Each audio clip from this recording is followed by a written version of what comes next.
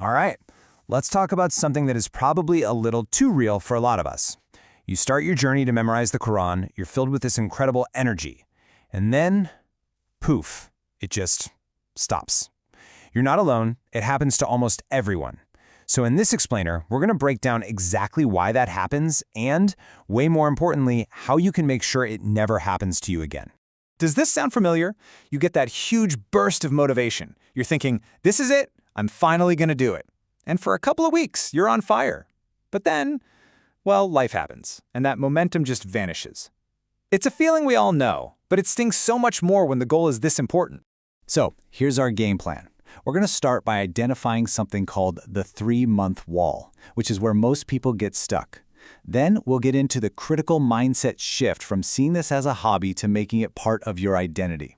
After that, it's all about building a system, avoiding some common traps, and finally figuring out how to make time when you feel like you have none. Let's get into it. Okay, let's diagnose the problem first. That point where things fall apart? It's not random. It's a really predictable pattern that our source material calls the 3-month wall. And just understanding that this wall exists is the very first step to smashing right through it. Now, this is the core idea, and it's a huge relief. The reason you might have stopped in the past, it has nothing to do with you being lazy or not having enough discipline. Nope, it's a mistake in your approach. We take this massive, life-changing journey and we treat it like a casual weekend hobby. And that, right there, is the root of the entire problem. And that brings us to what is easily the single most important idea we're going to talk about. Real success here isn't about trying to find more motivation. It's about a complete shift in how you see this whole thing, from seeing it as a hobby to making it a non-negotiable part of your identity. Look at this comparison. It makes it so clear.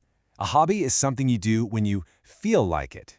It's the first thing you drop when you're tired or life gets crazy. But your identity, that's who you are. People who succeed get to a point where memorization is like brushing their teeth. If they miss a day, their whole day just feels off. It's not a choice anymore. It's just part of who they are. So if you remember one thing today, let it be this. Stop trying to power through using just willpower. For busy adults, that's almost always a losing battle. The real secret is to fix your system. You need to build a process that makes doing the work the default setting, no matter how motivated you feel on any given day. So how do we actually build this magical system? Let's get super practical. The source gives us 3 simple, non-negotiable rules that are basically the foundation for building this new identity. Let's break these down real quick. First, wake up and start. Just 15 minutes of revision right when you get up tells your brain this is who we are today. Second, set a tiny, almost laughably small minimum goal. Seriously, even one line is a win. Consistency is so much more important than quantity. And third, this is your safety net. Never miss twice. Life happens, you might miss a day. That's a slip. But 2 days in a row, that's you starting a new habit you don't want. Okay, so you've built your system, you're feeling good. But watch out. There are a couple of hidden traps that can totally derail your journey, and they're not what you'd expect.